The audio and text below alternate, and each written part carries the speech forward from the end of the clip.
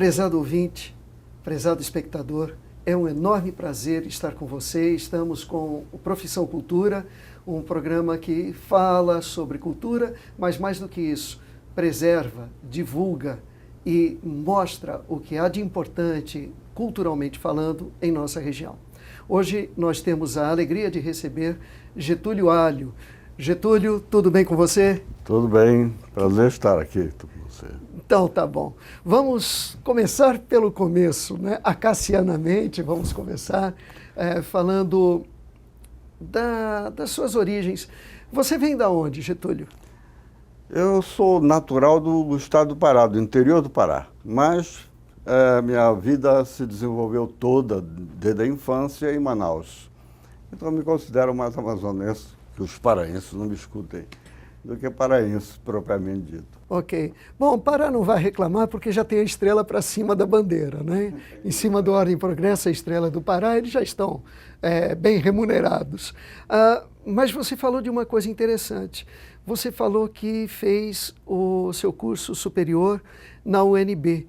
E era no começo da UNB. Conta um pouquinho disso. Foi um pouco, eu entrei em 67, ainda peguei alguns resquícios dos primeiros professores que montaram a UNB, no caso de arquitetura, com Oscar Niemeyer e a sua equipe. Nossa! Foi justamente na interrupção desse processo, quando o Darcy Ribeiro saiu, praticamente foi expulso de lá, e a equipe de Niemeyer toda saiu. Então, teve uma cisão muito grande aí, porque para funcionar o curso, foram contratados professores e arquitetos e profissionais que estavam disponíveis no momento. E a minha turma, quando entramos em 67, fizemos um movimento para tirar esse pessoal daí.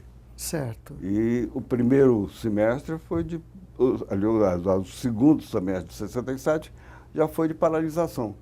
Paralisamos o curso, tiramos essa gente e fizemos a reestruturação do curso. Interessante. Eu sempre digo que na universidade é que nós encontramos aquilo que é a nossa profissão íntima. A gente vai lá, por exemplo, no meu caso, para fazer engenharia e sai de lá, como aconteceu comigo, historiador, embora com o diploma de engenheiro. Aconteceu um pouco com você ou você é substancialmente um arquiteto? Não, sou arquiteto mesmo. E exerci a profissão plenamente desde que me formei em 72. Certo. E é curioso que quando completamos 10 anos de formado, nós nos reunimos em Brasília. Claro que não conseguimos reunir todas as turmas, mas eu era o único que estava trabalhando em arquitetura. Certo. Alguns mais espertos já estavam na engenharia, na construção civil. É uma época de apogeu da construção civil, né?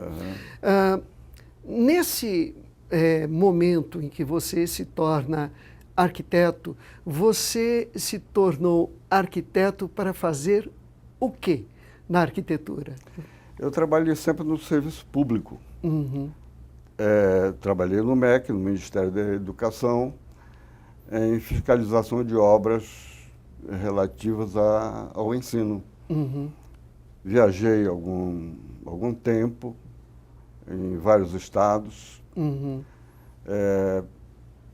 especificamente em dos projetos de hospitais que estavam paralisados. Ok. E o Premesul, no caso, que era o organismo que dirigia esse problema, estava refazendo todos os projetos para fazê-los funcionar. Ok, legal. Bom, você é um arquiteto, mas é um arquiteto que também é escritor, é um arquiteto que também tira fotos, é um arquiteto que... Eu já vi você até dançando. E é um arquiteto que é homem de teatro. Em uma outra oportunidade, nós conversamos sobre a sua atividade teatral. Isso. Hoje nós vamos conversar um pouquinho, se você me permite, a respeito da sua atividade como escritor. Qual é a sua temática?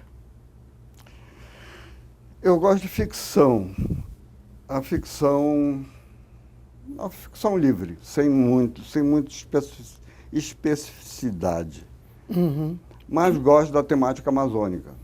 Sim. Eu tenho um livro de contos que metade deles são contos amazônicos, isso entre aspas, e outra metade contos paulistas, já desta fase em que eu moro aqui há quase 40 anos. Aliás, como arquiteto, trabalhei na UFSCar nesses projetos desenvolvidos na parte norte do campus. O último projeto que eu participei, como a equipe, foi da Biblioteca Comunitária. Perfeito. Um belo projeto. Um belíssimo projeto. Mas voltamos ao livro. Ao livro. Você escreveu sobre temática amazônica. Dizem, há escritores que dizem que um escritor passa a vida inteira escrevendo o mesmo livro. E isso é verdade para você ou não? Porque você falou dos contos paulistas. Como é que é isso? Pois é interessante isso. Mas a gente acaba voltando com o mesmo tema. Mas os contos paulistas seriam mais ambientados neste ambiente que a gente vive aqui. Mas sem esquecer a origem lá. Um deles é um conto mais longo, narra uma viagem de alguém, do personagem, que sai daqui de São Paulo, daqui do interior de São Paulo, em direção ao Planalto Central e que se perde no meio do Triângulo Mineiro. Tá. E revê algumas coisas de personagens do Grande Sertão Veredas. Interessante. Olha aí, temos algo para fazer no fim de semana, ler alguma coisa do Getúlio Alho. Getúlio, você, quando escreve, o seu processo, você escreve de sopetão, você planeja, você volta várias vezes para o que escreve. Como é que é o escritor no seu dia a dia? É interessante isso. Às vezes, dá para sentar no computador agora, antes era a máquina de escrever, e as coisas começam a fluir. Mas outras vezes não. Na maioria das vezes, no meu caso particular, eu penso num assunto, ou num personagem, ou num tema, e deixo isso amadurecer no dia a dia, pensando. Quando eu sento no computador, aí a coisa já vai fluindo normalmente. Mas normalmente eu paro e faço pesquisa em cima desse assunto. Sim. Eu também escrevo às vezes, e eu escrevo com data marcada, data e horário marcado. Até porque eu não escrevo ficção. Talvez seja por isso. Então, eu acabo construindo o livro mais ou menos na cabeça, fazendo pesquisa, e quando eu sinto que as coisas estão mais ou menos amadurecidas, eu me estabeleço uma data de início e fim. Por que eu estou falando isso? Porque muitas vezes o que acontece é que, de repente, todo esse planejamento desaba, porque numa bela noite você está sonhando, acorda e sai correndo para escrever. Isso acontece com você? Eu não gosto de interromper o sono. Às vezes fico na cama sem dormir, mas não gosto de me levantar. Mas o pensamento não se interrompe, né? As coisas sempre voltam e revê e vai em frente. E quando volto para escrever, alguma coisa se modifica, né? Mas é interessante porque, às vezes, no decorrer da feitura do conto, digamos, a gente acaba voltando um pouco antes e reformando o desenvolvimento. Uhum. Agora me lembrei do João Baldo, que ele sentava na máquina, colocava o papel, escrevia o nome dele, o título do livro, a data. E ia desde o princípio até o fim, quando terminava, eu botava fim. Poxa Eu não vida. faço isso nunca. Eu vou e volto até me entender com a narração. Eu toquei nesse assunto para que você aborde rapidamente a seguinte questão. Nós vivemos uma sociedade ágrafa, as pessoas falam, sabem escrever, mas não escrevem. Isso, no seu entendimento, e rapidamente, você acha que isso promove uma redução da capacidade de pensar o mundo? Puxa, isso aí é complicado, hein? Eu acho que a gente precisa estudar, né? Uhum. O grande problema que eu sinto no dia a dia, essas tais redes sociais, e a dificuldade com que as pessoas têm de se comunicar, atualmente é só no celularzinho ali, clicando, e reduzindo a quantidade de palavras para uma meia dúzia de letras que significam várias coisas. Uhum. E isso se perde, a gente não consegue mais se comunicar verbalmente ou de maneira escrita, né? Uhum. Isso, Ok. alguma coisa está acontecendo de diferente, né? Ok. Nós vamos voltar a esse assunto daqui a pouquinho. Aguarde só um instante.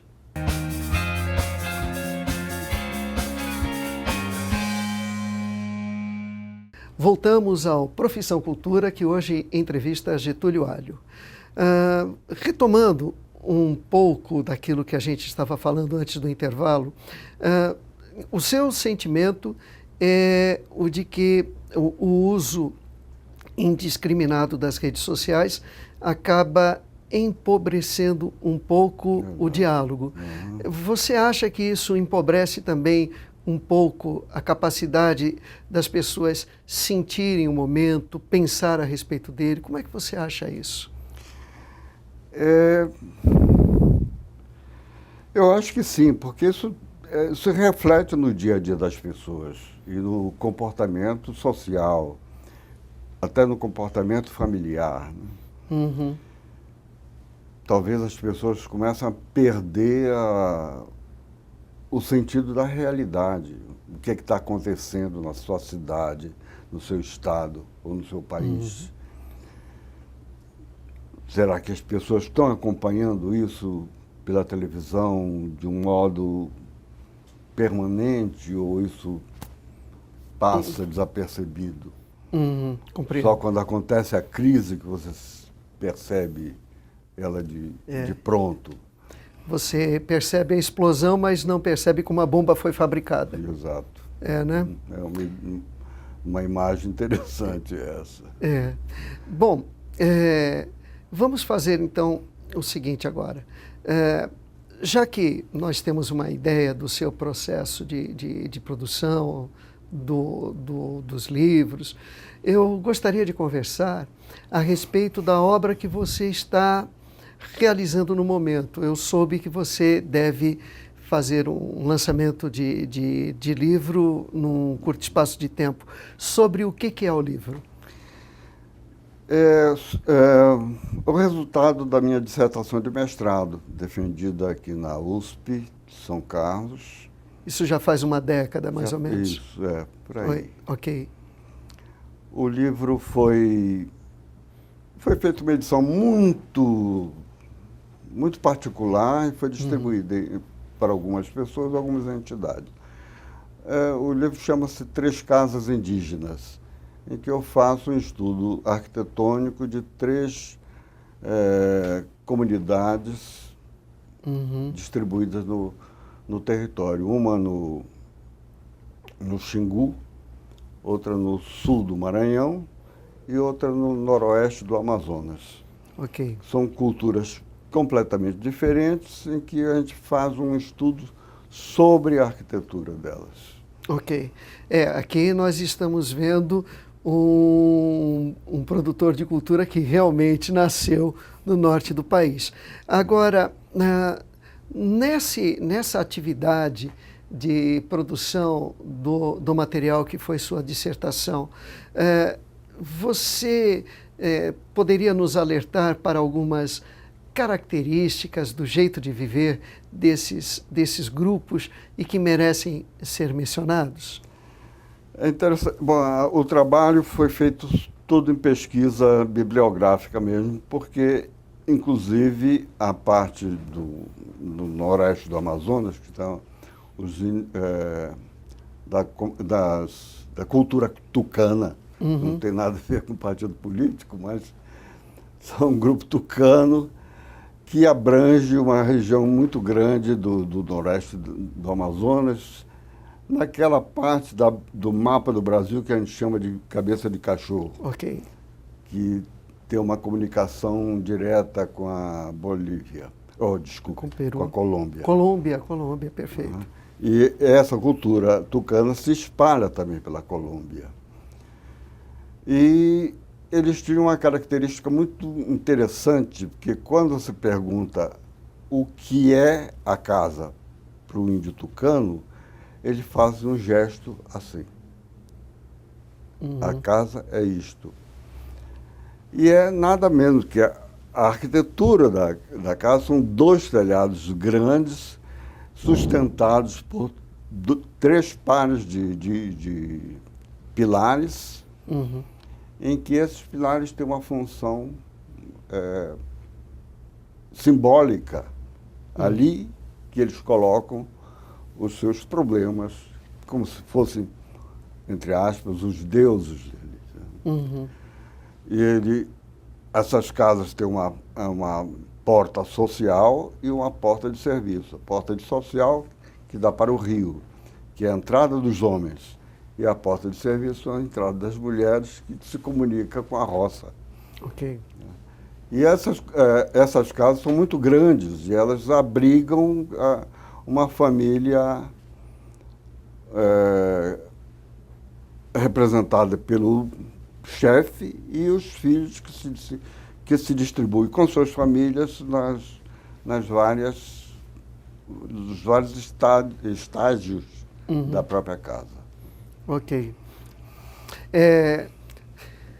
Então, no caso dessa tribo tucana, nós temos uma casa que é uma família ampliada, é uma comunidade. Isso, E no caso de outra tribo, você falou de três.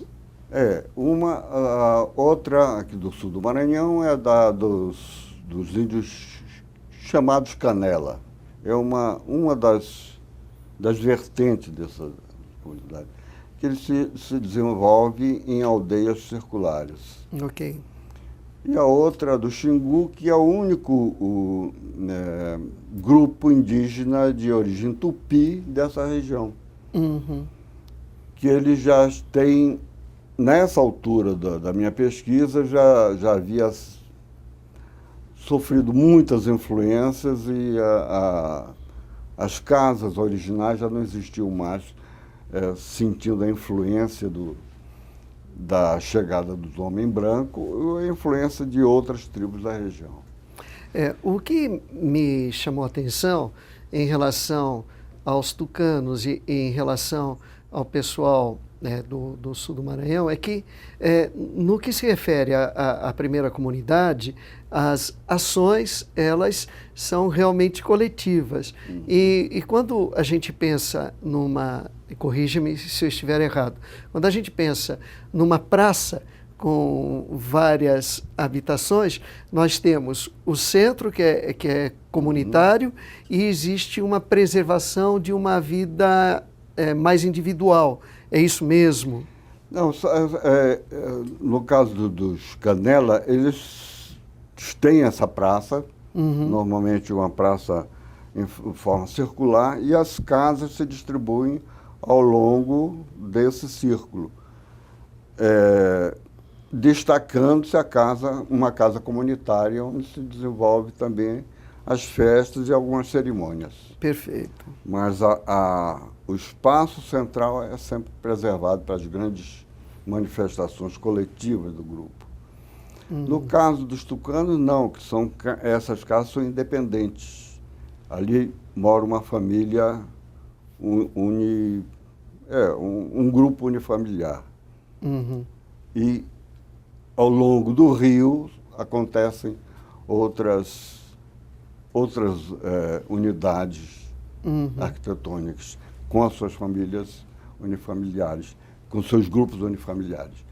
É interessante, no caso dos tucanos, que o mito de sua origem, a gente sabe que eles são provavelmente descendentes de incas, de grupos que vieram dos Andes. Mas o seu mito de origem é justamente o contrário.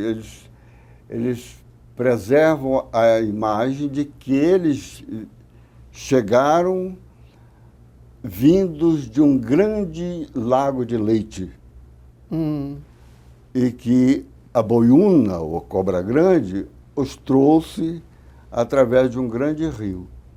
Que a gente supõe que fosse o Oceano Atlântico e a grande viagem que a boiúna fez através do rio Amazonas, subindo o Rio Negro até chegar no rio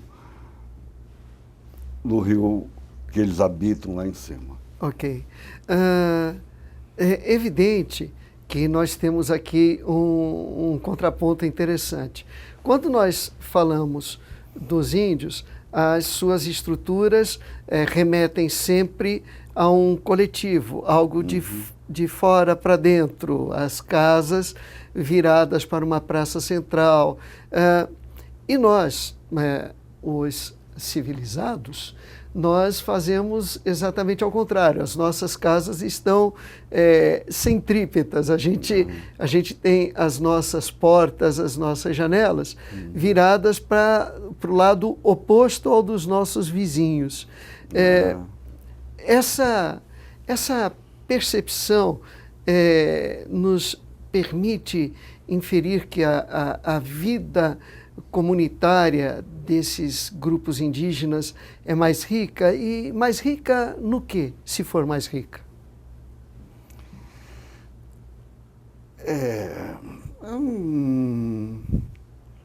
Elas são...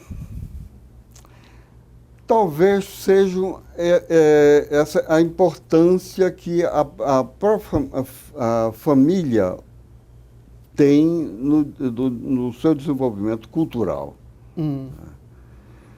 Eles são unidos nisso. Certa vez me perguntaram, expondo esse trabalho, alguém me perguntou, mas como é que se faz a união sexual dos índios? No caso de uma casa em que várias famílias moram. Isso não fazem ali, não fazem na rede, não fazem na frente dos outros. Eles têm toda uma área consagrada, que é a partir da casa até chegar à roça, todo aquele ambiente é consagrado. O lar, do jeito que a gente entende hoje, o nosso lar, para eles é tudo aquilo. Não só a casa, mas como a extensão de toda ela, até chegar na roça onde ele recolhe o seu alimento. Perfeito, perfeito. Então, nós temos uma apropriação coletiva de todo o habitat. Nós não estamos falando de um espaço restrito de lar. Nós estamos falando de um espaço de vivência. Exato, exatamente. Para encerrar, eu faço apenas a seguinte pergunta: valeu a pena? Assim, valeu sim, valeu.